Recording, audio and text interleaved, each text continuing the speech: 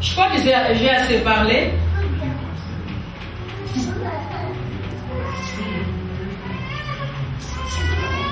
Nous allons voir la foi salvatrice. À quoi consiste la foi salvatrice? Cette foi qui sauve. Cette foi consiste en 3 éléments. D'abord mental, émotionnel et lié aussi à la volonté. Alors,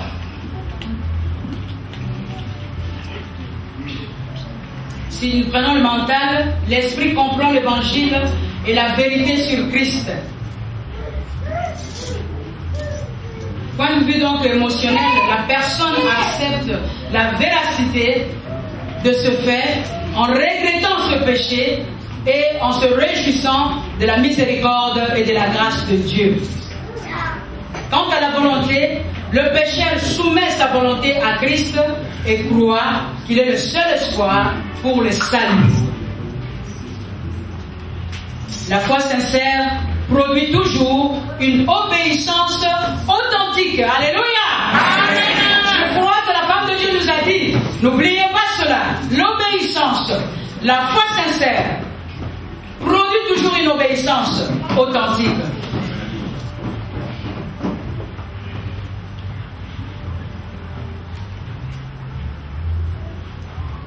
J'ai beaucoup aimé ce thème.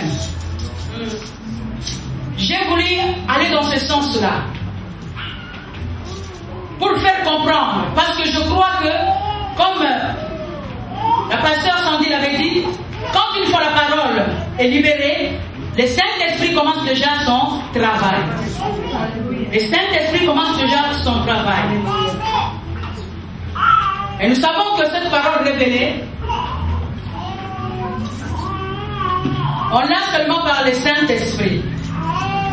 Et je crois que depuis que j'ai commencé à parler, depuis que la servante de Dieu a parlé, l'Esprit de Dieu est en train donc de mouvoir dans ce lieu, est en train d'agir dans ce lieu. Celui qui comprend la parole, donc le travail déjà commencé à se faire dans sa vie. Alléluia. Le problème, c'est de mieux comprendre la parole, de mieux comprendre. Alors je vais conclure, afin que tu puisses saisir quelque chose, que tu puisses comprendre quelque chose. J'ai dit dans mon message, j'ai beaucoup aimé parler de cela. Même mon travail de fin d'études, je parlais de la fondement, du fondement plutôt de la foi. Des choses qu'on n'arrive pas à parler dans les églises. Je parlais de cela, j'ai traité ce sujet. Et j'ai beaucoup aimé aussi ce thème, qui est la puissance de la parole révélée. Nous parlons de la puissance, nous parlons de la révélation, mais nous oublions souvent quelle est la source de cela. Nous négligeons cette parole. Mais quand nous comprenons la parole, quand nous prenons la parole en nous, nous obéissons à la parole, nous croyons à cette parole peut débloquer beaucoup de choses. Nous avons vu que tout tourne autour de Jésus. Bien aimé, ça tourne autour de Jésus. Celui-là qui est venu pour vous et moi. Celui-là qui est venu, qui a pris tout ce qui était de mauvais en nous et il nous a donné tout ce qu'il avait de bon. Bien aimé dans le Seigneur. Jésus est venu pour cela. La Bible dit, Jésus, il a formé des projets de paix et de bonheur pour vous et moi. Afin que nous puissions avoir un avenir et de l'espérance. C'est Jésus qui a fait toutes ces choses à la croix de Golgotha. Mais le problème est que est-ce que tu crois à cela? Est-ce que tu mets ta foi en cela? C'est ça où résout le problème. Est-ce que tu crois? Parce que si tu crois, tu verras la main de l'Éternel. Si tu crois, tu verras la gloire de Dieu.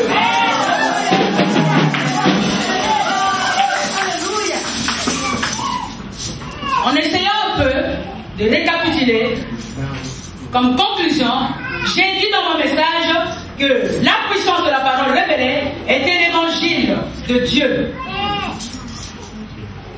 Et l'évangile n'est autre que la naissance, la vie, la mort et la résurrection de Jésus-Christ. Et que le contenu de l'évangile parlait du pardon du péché, de la délivrance du pouvoir du péché et de l'espérance éternelle ou de la vie éternelle.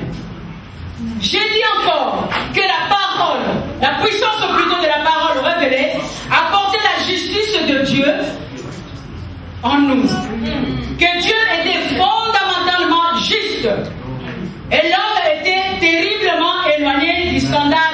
besoin de perfection morale sur base de la foi.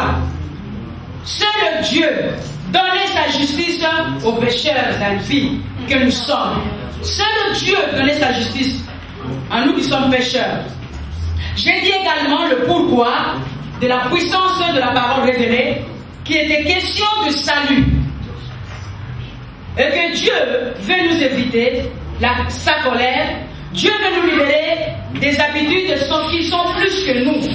Dieu veut nous libérer de l'enfer, de la puissance des ténèbres. Dieu veut nous libérer de l'ignorance spirituelle. J'ai dit aussi que Dieu voulait qu'on lui fasse confiance, qu'on s'appuie sur lui, qu'on ait foi en lui. Voilà la puissance de la parole révélée. Cela a à voir avec qui? Avec Jésus. Jésus-Christ est notre Sauveur, qui est mort pour nous rendre juste. Il est mort pour nous sauver.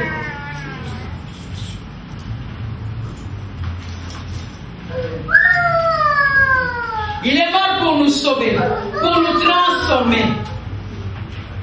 Et c'est là aujourd'hui que tu peux faire l'expérience de la parole, de la puissance de la parole révélée. Tu peux faire cette expérience maintenant. En cela, il faut croire.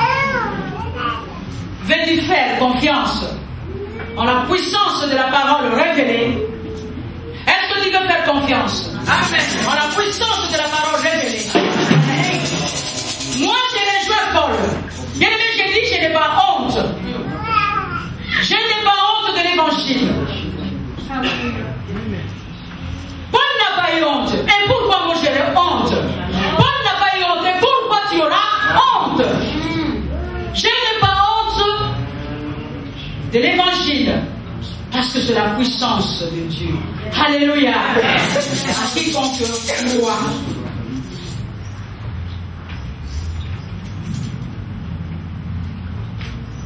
Alors es-tu maintenant prêt de faire l'expérience de la puissance de la parole révélée?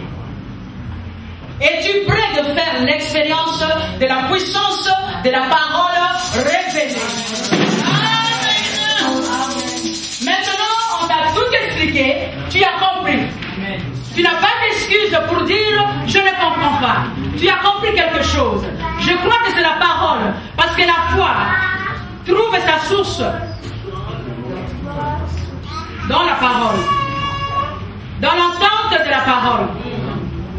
Tu as entendu la parole de Dieu. Tu es béni aujourd'hui. Tu as entendu la parole de Dieu. Et parce que la foi trouve donc sa source dans l'entente de la parole de Dieu, je crois que maintenant il y a la foi en toi. Qu'est-ce que tu as? Qu'est-ce qui t'a amené cet après-midi dans ce lieu? Qu'est-ce que tu as comme problème? Qu'est-ce que tu as comme trouble?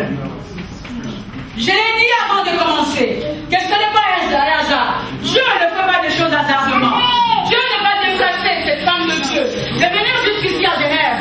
Sa destination était à Neuchâtel. Et de venir jusqu'ici, ce n'est pas un hasard. Bien aimé, il faut saisir cela. Ce n'est pas un hasard. C'est pour vous et moi. Dieu est venu, il nous a envoyé sa servante et sa ointe pour que nous recevions quelque chose. Et comme tout vient de la foi, je crois que là où tu es maintenant, la foi commence à bouillonner dans ton cœur. Alléluia. Alléluia.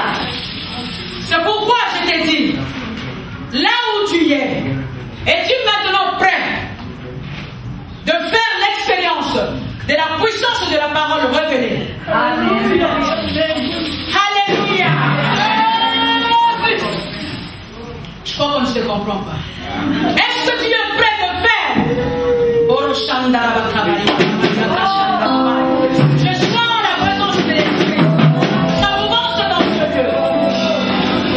Dieu veut faire quelque chose bien aimé dans le Seigneur. Mais Dieu regarde la foi qui est en toi. N'importe quel problème que tu as dans ton cœur, n'importe quel problème qui te trouble, je te dis aujourd'hui, si tu as la foi, Dieu viendra en toi, tu verras cette chose se débloquer. Parce que nous confessons un Dieu vivant. Non, un Dieu vivant, c'est bon, il est Dieu vivant. Alléluia.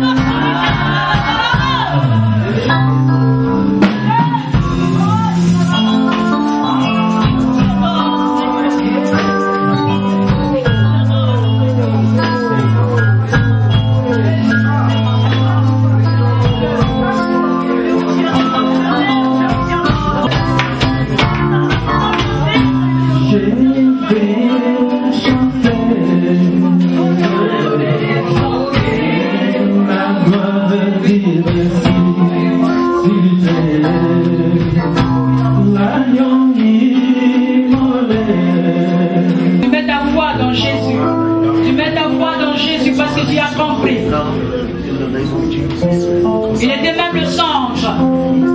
Il est le centre.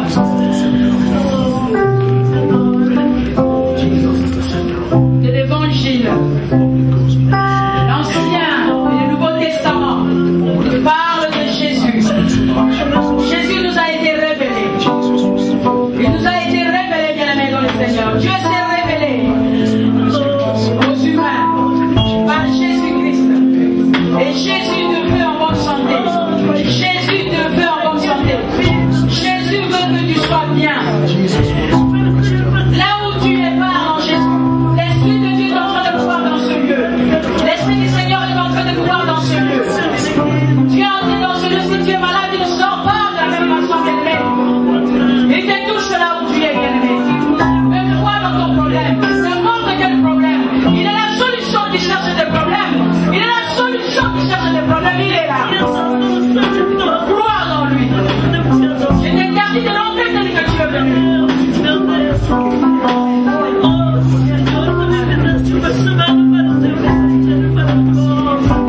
Et j'invite les gens de Dieu, nous allons descendre pour prier ceux qui sont dans le besoin.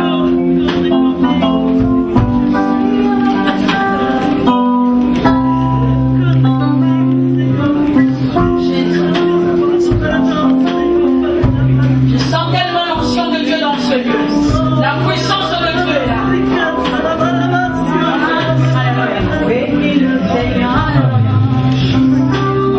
Et mon esprit, même dans le tombeau, Jésus est Seigneur. Oh mon âme, bénis le Seigneur. Et mon esprit magnifie son nom, car la mort parmi le détenu. Quand les chansons passent comme ça, viens devant ici avec n'importe quelle situation. Christ est vivant. Nous ne sommes pas venus ici pour vous parler. La pasteur a bien déclaré, et je suis d'accord avec elle, je suis d'accord avec Sandy. Nous voulons vous montrer Christ vivant en nous.